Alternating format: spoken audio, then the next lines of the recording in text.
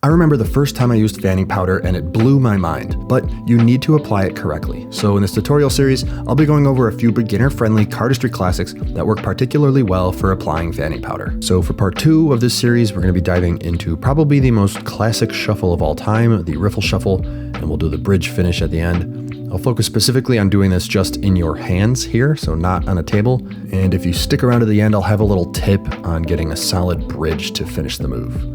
So diving into it here, take your opposite hand and pick up the deck. I've got my thumb at the base. My index finger is applying pressure so that I can riffle about half of the deck off. My other thumb grabs it from the base and it rolls off the tips of my fingers over into my other hand. So an important part of this here is the grip and where your fingers are all placed. So we'll take a moment to look at this.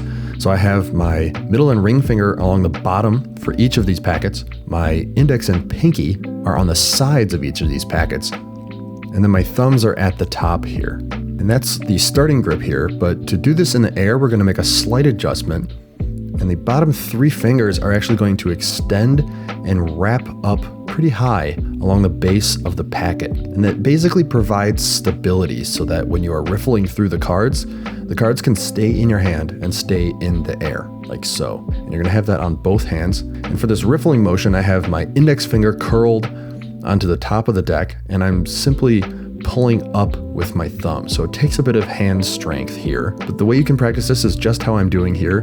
Just practice riffling the cards like so, just in the air, just until you get the feeling for actually keeping the cards stable within your hands, but riffling through. And once you're comfortable with that, you can start to interweave the cards between each other, keeping it just at the tips of the cards, so not too deep. And then a little tip that I have is at the top, you can push this top card over, and that can keep some stability so that when you now bend the cards upwards, so I'm pushing with all of my fingers upwards, supported by the tops with my thumb, and then sort of just pushing down with my thumbs there, and that kind of gets the bridge going. It takes a bit of muscle to get that, but really just over time, you keep practicing and you'll get a feel for it. And if you like the cards, as always, they're available on squareupcards.com. While you're there, you can also pick up some fanning powder.